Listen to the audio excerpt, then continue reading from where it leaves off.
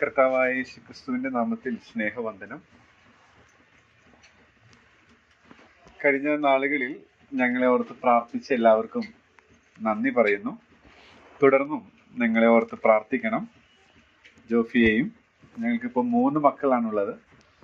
മൂത്ത മകൾ ലില്ലിയാൻ, രണ്ടാമത്തെ മകൾ ലില്ലിയ, മൂന്നാമത്തേത് മകൻ ലിയാൻ. ഞങ്ങൾ നെല്ലിക്കുന്ന്, കേരളത്തിലെ തൃശ്ശൂരിലെ നെല്ലിക്കുന്നില് ക്ഷേമമായിട്ടിരിക്കുന്നു.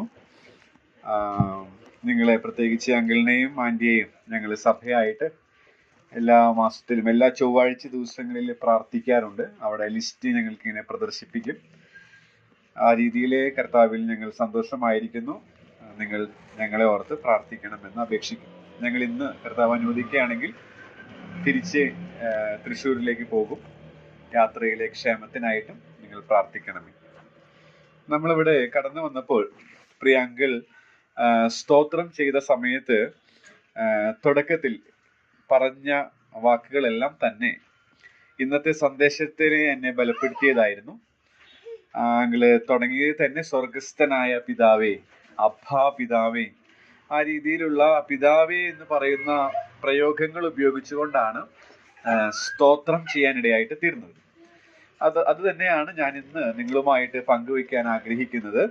അതിന് ആധാരമായിട്ട് മത്തായി എഴുതിയ സുവിശേഷം, ഗോസ്പൽ ഓഫ് മാത്യു 6-ാം അധ്യായം അതിന്റെ 9-ാമത്തെ വാക്യം നമുക്ക് വായിക്കാം. Matthew chapter 6 verse 9. മത്തായി 6:9. നാം അവിടെ ഇങ്ങനെ വായിക്കുന്നു: നിങ്ങൾ ഈ വണ്ണം പ്രാർത്ഥിക്കുവിൻ, സ്വർഗസ്ഥനായ ഞങ്ങളുടെ പിതാവേ, നിന്റെ നാമം വിശുദ്ധീകരിക്കപ്പെടണമേ. നമുക്കറിയാം, പുറത്ത് ഔട്ട്സൈഡില് ഇപ്പൊ റെയിൻ, നല്ല മഴയാണെന്ന് വിചാരിക്കാം. മഴ. അപ്പൊ രണ്ട് കുട്ടികളെ നമ്മള് 2 പാത്രങ്ങളുമായിട്ട് പുറത്തേക്ക് വിടുകയാണ്.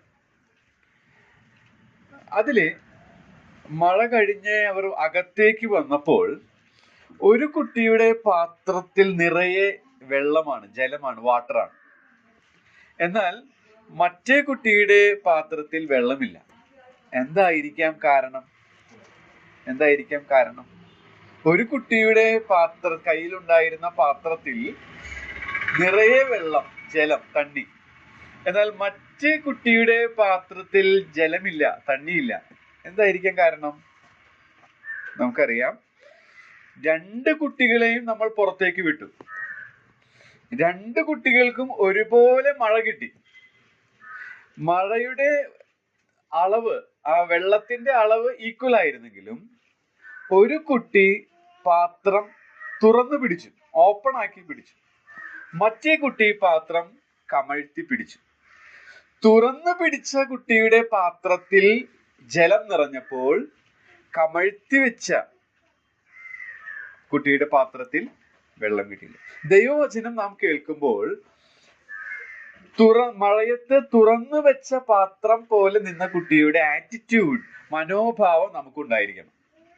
ആര് വചനം പറഞ്ഞാലും ദൈവവചനത്തിന്റെ മുമ്പാകെ ഞാനും നിങ്ങളും ഇരിക്കുമ്പോൾ തുറന്ന ഒരു പാത്രമായിട്ട് ആ ഓപ്പൺ ആറ്റിറ്റ്യൂഡിൽ നമ്മൾ ഇരുന്നാൽ ദൈവത്തിന്റെ ആത്മാവ് നമ്മോട് സംസാരിക്കും. ആ രീതിയിൽ ഒരു ഓപ്പൺ ആറ്റിറ്റ്യൂഡിൽ ആയിരിക്കാനായിട്ട് അല്പസമയം നമുക്ക് ഇടയായിട്ട് തീരട്ടെ. നാം വായിച്ച വാക്യത്തിൽ സ്വർഗസ്ഥനായ ഞങ്ങളുടെ പിതാവേ, അവർ ഹെവൻലി ഫാദർ. ഈ ഫാദർ എന്നുള്ള പ്രയോഗം, പിതാവേ എന്നുള്ള പ്രയോഗം മത്തായി സുവിശേഷം 5-ാം അധ്യായം, മത്തായി സുവിശേഷം 6-ാം അധ്യായം, മത്തായി സുവിശേഷം 7-ാം അധ്യായത്തിൽ ആവർത്തിച്ച് നമ്മൾ കാണുന്നുണ്ട്. ആ പദം റിപ്പീറ്റഡ് ആയിട്ട് നമ്മൾ കാണുന്നുണ്ട്. അപ്പോൾ ദൈവത്തെ പിതാവെന്ന് നമുക്ക് വെളിപ്പെടുത്തിയത്, അത് പ്രിയ അങ്കിൾ സ്തോത്രത്തിൽ തുടക്കത്തിൽ ഇന്ന് ഓർപ്പിക്കാനിടയായിട്ട് തീർന്നു. ദൈവത്തെ നമ്മുടെ ഡാഡിയായി, നമ്മുടെ അപ്പയായി, പിതാവായിട്ട് ലോകത്തിന് വെളിപ്പെടുത്തിയത് ക്രിസ്തുവാണ്. ക്രിസ്തു മുഖാന്തരമാണ് ഈ വലിയവനായ ദൈവത്തെ ഫാദറായി, പിതാവായി നമുക്ക് മനസ്സിലാക്കാനിടയായിട്ട് തീർന്നത്.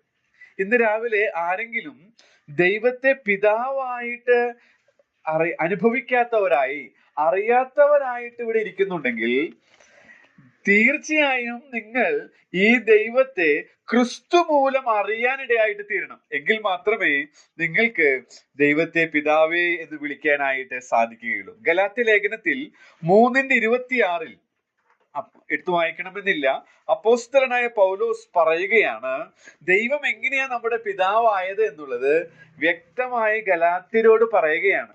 ക്രിസ്തു യേശുവിലെ വിശ്വാസത്താൽ, നമ്മുടെ എന്തെങ്കിലും പ്രത്യേകതകൾ കൊണ്ടല്ല, ക്രിസ്തു യേശുവിലെ വിശ്വാസത്താൽ നിങ്ങൾ എല്ലാവരും ദൈവത്തിന്റെ മക്കൾ ആകുന്നു.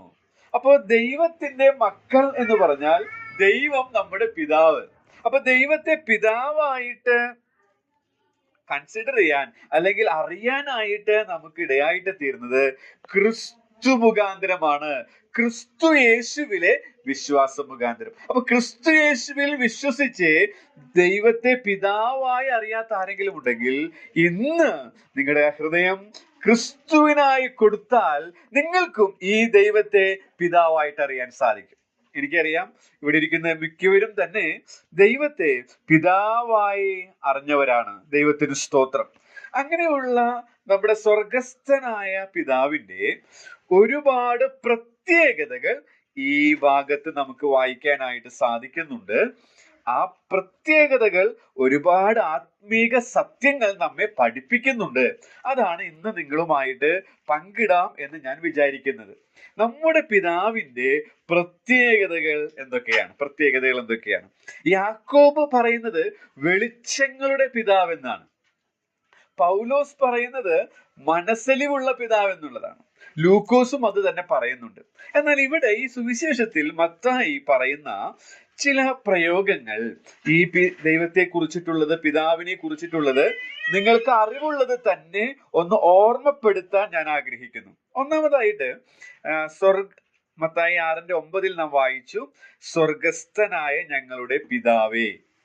അപ്പൊ പിതാവ് എന്ന് പറയുന്ന ആ പദം നമ്മുടെ മനസ്സിലേക്ക് കൊണ്ടുവരുന്നത് ലവിങ് ഫാദർ ആണ്. ലവിങ് ഫാദർ എന്ന് വെച്ചാൽ സ്നേഹനിധിയായ പിതാവ്, അൻപുള്ള പിതാവ്, ലവിങ് ഫാദർ എന്നുള്ളതാണ്.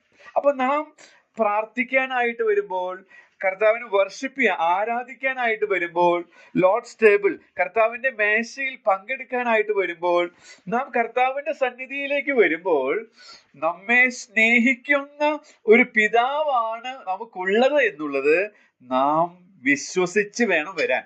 ഒരു മെക്കാനിക്കലായി, യാന്ത്രികമായി വർഷങ്ങൾ ഇങ്ങനെ കുറേ വർഷങ്ങൾ ഈ വിശ്വാസത്തിൽ മുന്നോട്ട് പോകുമ്പോൾ ഈ പിതാവ് സ്നേഹമുള്ളവനാണെന്നൊക്കെ മറന്നു പോകാൻ സാധ്യതയുണ്ട്. അപ്പൊ അങ്ങനെ മറക്കാതെ, പിതാവിന് എന്നോട് ഒത്തിരി സ്നേഹമുണ്ട്, അത്രമാത്രം അൻപുള്ള ഒരു പിതാവാണ്, ലവിങ് ഫാദർ ആണ് എനിക്കുള്ളത്, അവന്റെ അടുക്കലാണ് ഞാൻ വന്നിരിക്കുന്നത്, അവന്റെ വചനമാണ് ഞാൻ എടുത്തിരിക്കുന്നത്.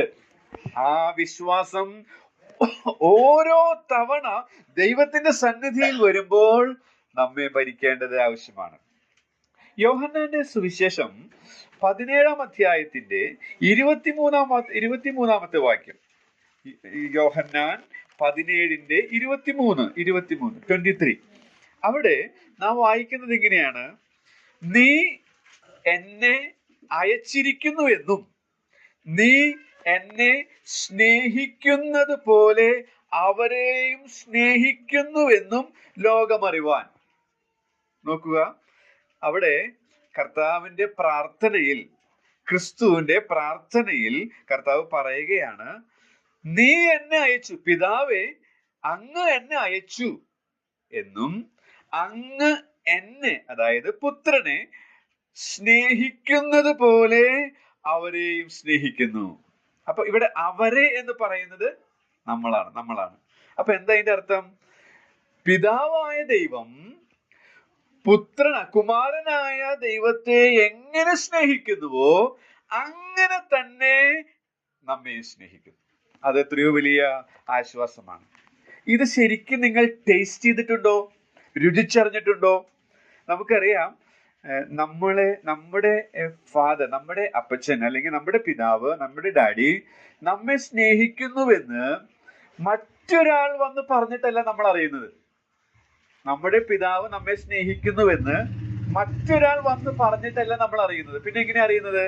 അത് നമ്മൾ രുചിച്ചറിയുകയാണ്. ഡേ ടു ഡേ ലൈഫിൽ നമ്മൾ അത് ടേസ്റ്റ് ചെയ്യാണ്. ഇന്ന് നമുക്കത് സാധിക്കുന്നുണ്ടോ? സ്വർഗസ്ഥനായൊരു പിതാവ് ലവിങ് ഫാദർ ആണെന്ന് പ്രിയാങ്കളോ ഇവിടെ വചനം പറയുന്ന അവരോ പറഞ്ഞിട്ടാണോ നമ്മൾ മനസ്സിലാക്കുന്നത്? അതോ ഡേ ടു ഡേ ലൈഫിൽ ഈ ഫാദർ ലവിങ് ഫാദർ ആണെന്ന് നാം തിരിച്ചറിയുന്നുണ്ടോ? നമ്മുടെ മക്കൾക്ക് നാം സ്നേഹമുള്ളവരാണെന്ന് നമ്മൾ ഓരോ ദിവസവും പഠിപ്പിച്ചു കൊടുക്കേണ്ട ആവശ്യമില്ല. അനുഭവത്തിൽ അവർ അത് അറിയുന്നുണ്ട്. ഇതുപോലെ ദൈവവുമായിട്ടുള്ള ഒരു റിലേഷൻഷിപ്പിൽ, ഒരു ഫെലോഷിപ്പിൽ നമ്മൾ അവൻ സ്നേഹമുള്ളവനാണെന്ന് ടേസ്റ്റ് ചെയ്യാനായിട്ട് ഇടയായിട്ട് തീരേണ്ടത് ആവശ്യമാണ്. അപ്പൊ ഞാൻ ഒന്നാമത് ഈ പിതാവിന്റെ പ്രത്യേകത, ആ വേർഡ്, ആ പദത്തിൽ നിന്ന് തന്നെ നമ്മെ പഠിപ്പിക്കുന്നത് ഹീസ് എ ലവിങ് ഫാദർ. അവൻ സ്നേഹനിധിയായ പിതാവാണ്. പുത്രനായ ദൈവത്തെ പിതാവ് എങ്ങനെ സ്നേഹിക്കുന്നുവോ അങ്ങനെ തന്നെ അവൻ എന്നെയും നിങ്ങളെയും സ്നേഹിക്കുന്നു. ഈ സ്നേഹം നാം അനുഭവിച്ചറിയണം. മറ്റൊരാൾ പറഞ്ഞിട്ടറിയുകയല്ല, നാം തന്നെ ഡയറക്റ്റ് ആയിട്ട് ഈ പിതാവിൽ നിന്നുള്ള സ്നേഹം നമ്മുടെ ജീവിതത്തിന്റെ സ്ട്രഗിളുകൾ വരുമ്പോൾ, പ്രതിസന്ധികൾ വരുമ്പോൾ, രോഗങ്ങൾ വരുമ്പോൾ, കഷ്ടങ്ങൾ വരുമ്പോൾ, നിരാശ വരുമ്പോൾ, അപകടങ്ങൾ വരുമ്പോൾ, അനർത്ഥങ്ങൾ വരുമ്പോൾ, സങ്കടങ്ങൾ വരുമ്പോൾ ഈ പിതാവിന്റെ സ്നേഹം, അൻപ് അത് നാം ടേസ്റ്റ് ചെയ്യാനായിട്ട് ഇടയായിട്ട് തീരണം. ഓക്കെ, അപ്പൊ ഫസ്റ്റ് പോയിന്റ് എന്ന് പറയുന്നത്, ഫസ്റ്റ് ലെസൺ ലവിങ് ഫാദർ ആണ്. ഈ പിതാവ് സ്നേഹനിധിയായ അൻപുള്ള പിതാവാണ്. രണ്ടാമത്തെ കാര്യം, മത്തായി 5:48 നാം വായിക്കുന്നത് എങ്ങനെയാണ്? മത്തായി 5:48 നാം വായിക്കുന്നത്, ആകയാൽ നിങ്ങളുടെ സ്വർഗീയ പിതാവ് സൽഗുണപൂർണൻ ആയിരിക്കുന്നത് പോലെ നിങ്ങളും സൽഗുണപൂർണരാകുവിൻ. അപ്പോ ഇവിടെ നാം വായിക്കുന്നത് പെർഫെക്റ്റ് ഫാദർ, പെർഫെക്റ്റ് പൂർണനായ പിതാവ്, സൽഗുണപൂർണനായ ഈ പിതാവായ ദൈവത്തിന്റെ ഒരു പ്രത്യേകത, അവനിൽ കുറവുകളൊന്നുമില്ല, തെറ്റായ കാര്യങ്ങളൊന്നുമില്ല. അവൻ പെർഫെക്റ്റ് ആണ് എന്നുള്ളതാണ്. അപ്പൊ അത് നമുക്ക് നൽകുന്ന പാഠം എന്താ? നമ്മുടെ പിതാവ് സൽഗുണപൂർണനായിരിക്കുന്നത് പോലെ നമ്മളും സൽഗുണപൂർണരാകേണ്ടത് ആവശ്യമാണ്. എങ്ങനെയാ സൽഗുണപൂർണരാകാൻ നമുക്ക് സാധിക്കുക? ദിനംതോറും ഈ പിതാവിന്റെ ഒപ്പം നടന്നാൽ ഈ പിതാവിന്റെ ക്യാരക്ടർ നമ്മിലേക്ക് ഒഴുകും.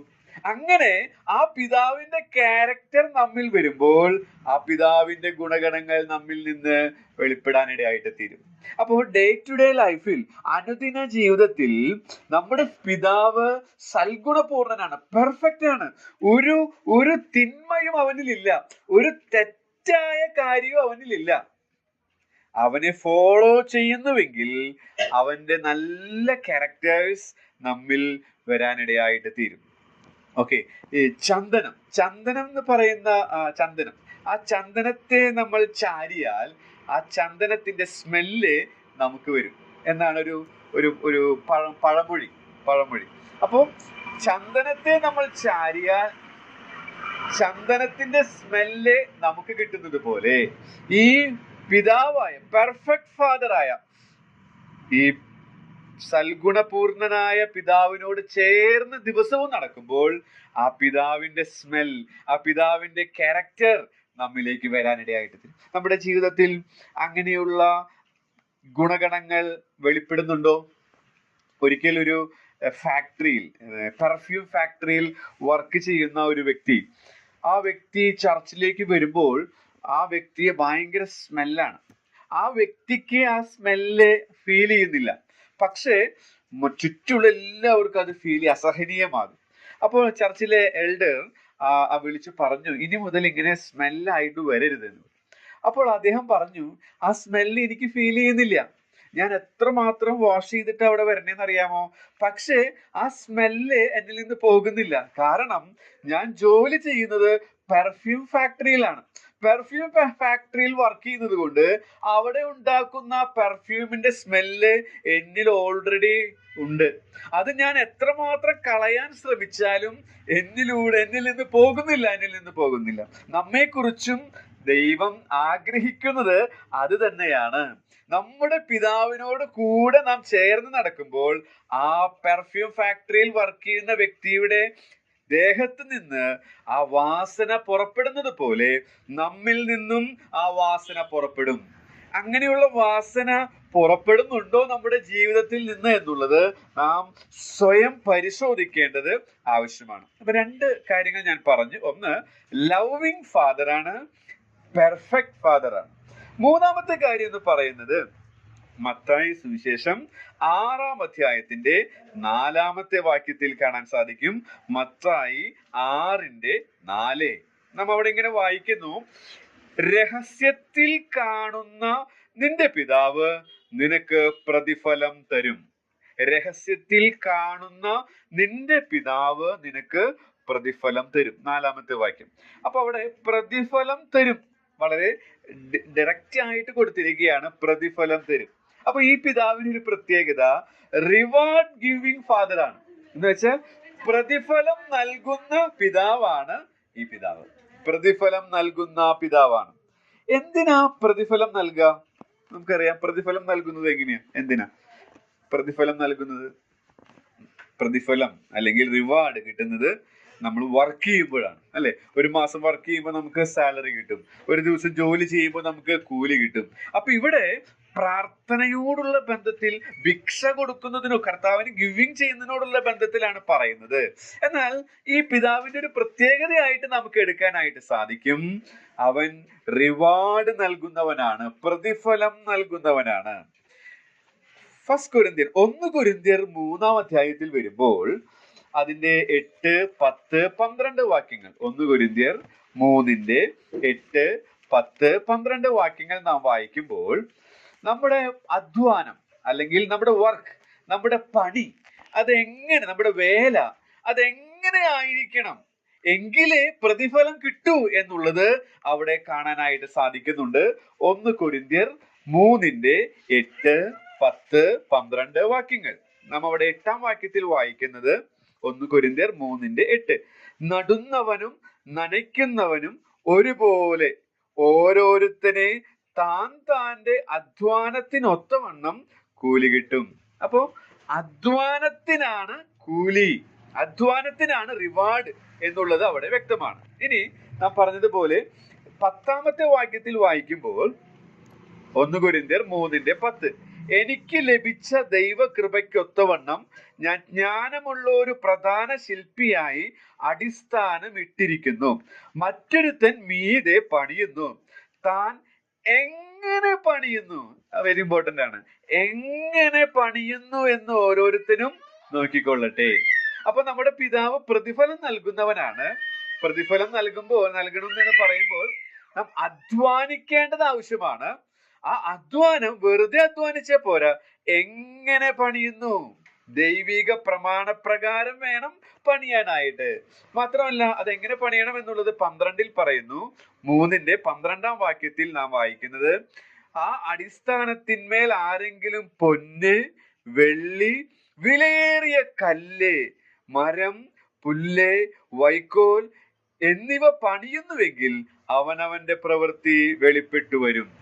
അപ്പോ റിവാർഡ്, കൂലി, വേലയ്ക്ക് പ്രതിഫലം നൽകുന്നവനാണ് നമ്മുടെ പിതാവ്. പക്ഷേ നാം ശരിയായി അധ്വാനിക്കണം. നാം അധ്വാനിക്കുന്ന മെറ്റീരിയൽ ശരിയായിരിക്കണം. ഇവിടെ പറയുന്നതാണ്, പൊന്ന്, വെള്ളി, വിലയേറിയ കല്ലാണോ അതോ മരം, പുല്ല്, വൈക്കോലാണോ? നമ്മൾ എന്ത് മെറ്റീരിയൽ ഉപയോഗിച്ചിട്ടാ പണിയുന്നത് എന്നുള്ളത് നാം ശ്രദ്ധിക്കേണ്ടത് ആവശ്യമാണ്. നമ്മൾ എല്ലാവരും പണിക്കാരാണ്, അധ്വാനിക്കുന്നവരാണ്, വേലക്കാരാണ്. പക്ഷെ നമ്മുടെ വേല എങ്ങനെ ചെയ്യുന്നു അതിന്റെ അടിസ്ഥാനത്തിലാണ് ഈ പിതാവ് റിവാർഡ് നൽകുന്നത്.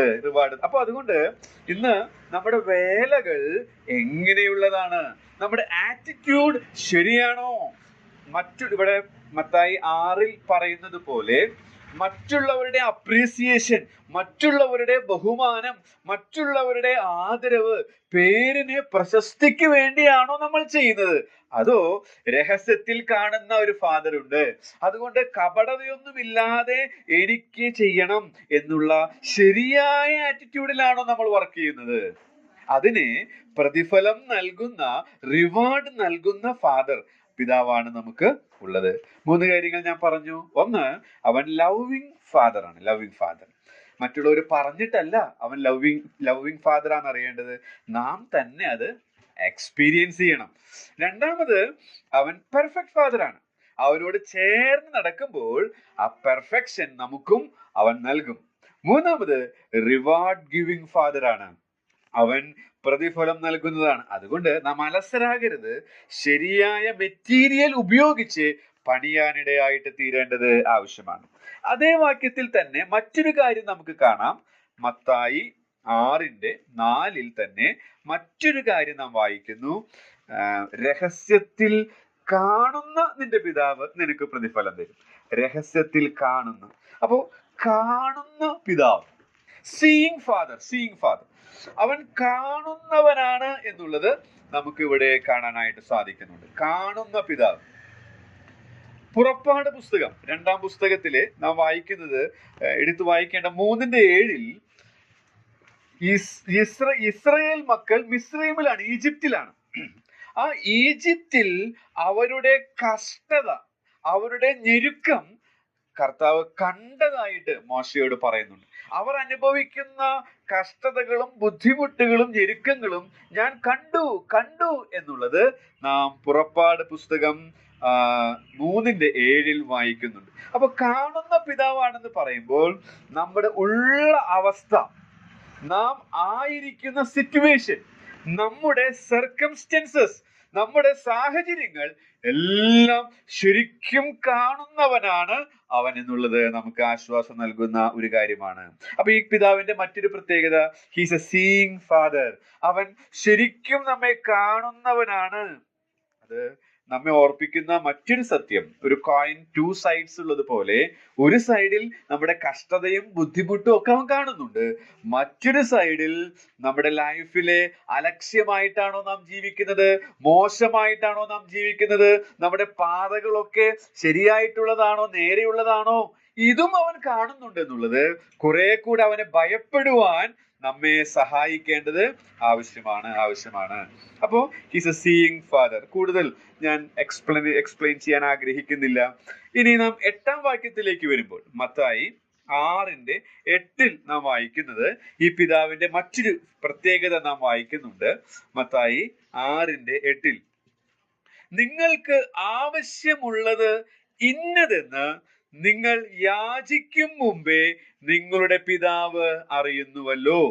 അപ്പൊ വീണ്ടും പിതാവ് എന്നുള്ള ആ വേർഡ്, ആ പദം നാം അവിടെ കാണുകയാണ്. അവിടെ പറയുന്നത് നിങ്ങൾ യാചിക്കും മുമ്പേ നിങ്ങളുടെ പിതാവ് അറിയുന്നു. അപ്പൊ ഇവിടെ നോയിങ് ഫാദർ, അറിയുന്ന പിതാവിനെ കുറിച്ചാണ് നമുക്ക് ഇവിടെ പഠിക്കാനായിട്ട് സാധിക്കുന്നത്. അറിയുന്ന പിതാവ്. എന്താ ഇവിടെ അറിയുന്നത്? നമ്മുടെ ആവശ്യങ്ങൾ, നിങ്ങൾക്ക് ആവശ്യമുള്ളത് ഇന്നതെന്ന് നിങ്ങൾ യാചിക്കും മുൻപേ, പ്രാർത്ഥിക്കും മുമ്പേ അറിയുന്ന പിതാവ്. അപ്പൊ നമ്മുടെ ആവശ്യങ്ങൾ അറിയുന്ന ഒരു പിതാവ്, നമ്മുടെ വേദനകൾ അറിയുന്ന ഒരു പിതാവ്, നമ്മുടെ സങ്കടങ്ങൾ അറിയുന്ന ഒരു പിതാവ്, നമ്മുടെ കഷ്ടതകൾ അറിയുന്ന ഒരു പിതാവ്, നമ്മളെ മുറ്റും അറിയുന്ന ഒരു പിതാവാണ് നമുക്ക് സ്വർഗത്തിലുള്ളത്. കഴിഞ്ഞ ആഴ്ചയിൽ ഞങ്ങളുടെ ചർച്ചിലെ VBS നടന്നു. VBS, vacation Bible school. അപ്പോൾ കുറെ 350 കുട്ടികളോളം പങ്കെടുത്തു. മോശയുടെ ജീവിതത്തെ കുറിച്ചാണ് ഞങ്ങൾ പഠിപ്പിച്ചത്. അപ്പൊ അതില് ഈ അറിയുന്ന ദൈവത്തെ കുറിച്ചാണ് ഒടുവിൽ കുട്ടികളോട് പങ്കിടാനിടയായിട്ട് തീർന്നത്, അറിയുന്നത്. അപ്പോ ആ ഭാഗം നമ്മൾ എടുത്തത് പുറപ്പാട് 15, പുറപ്പാട് 16, പുറപ്പാട് 17, 2-ാം പുസ്തകം 15, 16, 17 അധ്യായങ്ങളിൽ നിന്നായിരുന്നു കുട്ടികളോട് പഠിപ്പിക്കാനിടയായിട്ട് തീർന്നത്. അതിൽ പ്രധാനമായിട്ട് ഫോക്കസ് ചെയ്തത് ഒരു നോയിങ് ഗോഡ്, ഒരു അറിയുന്ന ദൈവമുണ്ട് എന്നുള്ള കാര്യമാണ്. അപ്പൊ അവരോട് പ്രധാനമായിട്ട് ഞാൻ പറഞ്ഞ കാര്യം എന്ന് പറയുന്നത്, എന്തൊക്കെ അറിയുന്നുണ്ട് ഈ ദൈവം?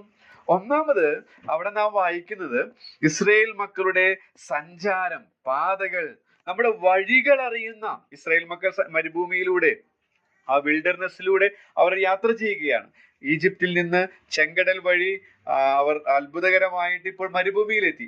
ആ മരുഭൂമിയിലൂടെ അവർ സഞ്ചരിക്കുന്ന പാതകളെ അറിയുന്ന ഒരു ദൈവം, നമ്മുടെ വഴികളെ അറിയുന്ന ഒരു ദൈവം, വഴികളെ അറിയുന്ന ഒരു ദൈവം. തുടർന്ന് അങ്ങനെ അവർ സഞ്ചരിച്ച് പോകുമ്പോൾ മാറായിലെത്തിയപ്പോൾ അവർക്ക് വെള്ളം ഉണ്ടെങ്കിലും വെള്ളം കയ്പാണ്. അപ്പൊ അവിടെ ഒരു പ്രശ്നങ്ങളാണ്. അപ്പൊ ഞാൻ കുട്ടികളുടെ അടുത്ത് പറഞ്ഞൊരു കാര്യം, നമ്മുടെ പ്രശ്നങ്ങളെ അറിയുന്ന ഒരു ദൈവമുണ്ട്. പ്രശ്നങ്ങളെ അറിയുന്ന ദൈവം. കുടിക്കാൻ വെള്ളമുണ്ട്, പക്ഷെ വെള്ളം കയ്പുള്ളതാണ്. എന്നാൽ ദൈവം അവിടെ മനോഹരമായ ഒരു സൊല്യൂഷൻ കൊടുക്കുകയാണ്. ആ വൃക്ഷം അവർ വരുന്നതിന് മുൻപേ അവിടെ ഉണ്ടായിരുന്നു. ആ വൃക്ഷത്തെ വെട്ടി, അതിന്റെ കൊമ്പ് വെട്ടി വെള്ളത്തിലിട്ടാൽ കയ്പുള്ള വെള്ളം മധുരമുള്ളതായിട്ട് മാറും. അപ്പൊ പ്രശ്നങ്ങളെ അറിയുകയും പരിഹരിക്കുകയും ചെയ്യുന്നത് നമുക്ക് അവിടെ കാണാനായിട്ട് സാധിക്കും. കുട്ടികളോട് പറഞ്ഞു, അവരുടെ ഏറ്റവും വലിയ പ്രശ്നം പാപമാണ്. ഈ പാപം എന്ന പ്രശ്നം പരിഹരിച്ചെങ്കിൽ മാത്രമേ നമുക്ക് ദൈവത്തെ ശരിയായ രീതിയിൽ അറിയാനായിട്ട് സാധിക്കുകയുള്ളൂ. മാത്രമല്ല, അവർ വെള്ളമില്ലാതെ ആയപ്പോൾ, മരുഭൂമിയിലായ ഇസ്രായേൽ മക്കൾ, മിസ്രൈമിൽ നിന്ന് വിടുവിക്കപ്പെട്ടു വന്നവർ വെള്ളമില്ലാതായപ്പോൾ ചെയ്ത കാര്യം, അവർ പിറുപിറുത്തു എന്നുള്ളതാണ്. മർമർ. അപ്പൊ പിറുപിറുപ്പ് എന്ന് പറയുന്നത് പാപങ്ങളാണ്. അപ്പൊ എന്തെല്ലാം അറിയുന്നു? ഒന്ന്, നമ്മുടെ വഴികൾ, പാതകൾ അറിയുന്നു. രണ്ട്, നമ്മുടെ പ്രശ്നങ്ങൾ അറിയുന്നു. മൂന്ന്, നമ്മുടെ പാപങ്ങളെ അറിയുന്നു. മർമർ എന്ന് വെച്ചാൽ പിറുപിറുപ്പ് എന്ന് പറയുന്നത് പാപമാണ്. നമ്മൾ ചെയ്യുന്ന പാപങ്ങളെയും അവൻ അറിയുന്നുണ്ട്. അത് വളരെ ശ്രദ്ധയോടെ ജീവിക്കാൻ നമ്മെ സഹായിക്കുന്ന ഒരു ഘടകം. അതുകൊണ്ട് പാപങ്ങളെ ഒഴിഞ്ഞ്, പാപത്തോട് പോരാടിക്കൊണ്ട്, വിശുദ്ധിയെ തികച്ചുകൊണ്ട് നാം ജീവിക്കേണ്ടത് ആവശ്യമാണ്. മറ്റൊരു കാര്യം നാം വായിച്ച മത്തായി 6:9, നാം അത് വായിച്ചിട്ടാണല്ലോ തുടങ്ങിയത്. മത്തായി 6:9 നാം വായിക്കുന്നു, നിങ്ങൾ ഇവണ്ണം പ്രാർത്ഥിക്കുവിൻ, സ്വർഗസ്ഥനായ ഞങ്ങളുടെ പിതാവേ. സ്വർഗസ്ഥൻ എന്ന് പറയുമ്പോൾ പരമാധികാരിയായ, സോവറിൻ ഫാദർ, പരമാധികാരി എന്ന് വെച്ചാൽ, സോവറിൻ എന്ന് വെച്ചാൽ എല്ലാം കൺട്രോൾ ചെയ്യുന്ന ദൈവം. അതായത് ദൈവത്തിന്റെ കൺട്രോളിലാണ് എല്ലാ കാര്യങ്ങളും നടക്കുന്നത്. ഈ ലോകത്തിൽ സംഭവിക്കുന്ന എല്ലാ കാര്യങ്ങളും അവന്റെ കൺട്രോളിലാണ്. പരദേശി മോക്ഷയാത്ര, പിൽഗ്രിം പ്രോഗ്രസ്, മോക്ഷ പയനം എന്ന് പറയുന്ന ജോൺ ബനിയൻ എഴുതിയ പുസ്തകത്തിൽ ഒരു പരദേശിയുടെ ഒരു പ്രത്യേക രംഗം നാം വായിക്കുന്നുണ്ട്. അതിലെ പരദേശി ഒരു ഇടുങ്ങിയ വഴിയിലൂടെ പോവുകയാണ്. പോകുമ്പോൾ രണ്ട് സിംഹങ്ങൾ എതിരെ വരികയാണ്. എതിരെ വന്ന രണ്ട് സിംഹങ്ങളെ കണ്ട് പരദേശി ഭയപ്പെടുന്നുണ്ട്. പക്ഷെ പരദേശി സൂക്ഷിച്ചു നോക്കിയപ്പോൾ ആ രണ്ട് സിംഹങ്ങൾ ചങ്ങല കൊണ്ട് ബന്ധിക്കപ്പെട്ടിരിക്കുന്ന അവസ്ഥയാണെന്ന് കണ്ടു. അത് കണ്ടപ്പോൾ പരദേശി ആ ഇടുങ്ങിയ വഴിയിലൂടെ തന്റെ യാത്ര തുടരുകയാണ്. ആ ചങ്ങലക്കിട്ടിരിക്കുന്ന സിംഹത്തിന് പരദേശിയെ ഒന്ന് ഭയപ്പെടുത്താൻ സാധിച്ചെങ്കിലും ഒന്നും ആക്രമിക്കാനൊന്നും സാധിക്കില്ല. കാരണം ഈ രണ്ട് സിംഹങ്ങൾ ചങ്ങല കൊണ്ട് ബന്ധിക്കപ്പെട്ടിരിക്കുകയാണ്. അപ്പൊ അതും ഞാൻ വായിച്ചപ്പോൾ എന്റെ മനസ്സിലേക്ക് വന്നത്, നമ്മുടെ ജീവിതത്തിൽ പല കാര്യങ്ങൾ വരും. പക്ഷേ ഇതെല്ലാം ആ രണ്ട് സിംഹങ്ങളെ ചങ്ങലക്കിട്ട് ബന്ധിച്ചിരിക്കുന്നത് പോലെ ഈ ലോകത്തിലെ എല്ലാ കാര്യങ്ങളെയും ചങ്ങലക്കിട്ട് കൺട്രോൾ ചെയ്യുന്നത് ദൈവമാണ്. ദൈവം അറിയാതെയും അനുവദിക്കാതെയും ഒന്നും നമ്മുടെ ജീവിതത്തിൽ സംഭവിക്കുന്നില്ല. അവനാണ് സകലത്തെയും ഭരിക്കുന്നത്. നെബൂഖദ്നേസർ രാജാവിനെ കുറിച്ച് നമുക്കറിയാവുന്നതാണ്. ദാനിയേൽ 4 വായിക്കുന്നുണ്ട്. അവൻ പറഞ്ഞു, അന്ന് കാലത്തെ ഏറ്റവും വലിയ സാമ്രാജ്യമായിരുന്നു ബാബിലോൺ. അതിന്റെ എംപറർ ആയിരുന്നു അദ്ദേഹം. അപ്പൊ പറയാണ്, ഞാനാണ് ഇതെല്ലാം ഉണ്ടാക്കിയെന്ന് പറഞ്ഞ് അഹങ്കരിച്ചിരുന്നപ്പോൾ 7 വർഷം അവൻ ഒരു മൃഗമായിട്ട് മാറി.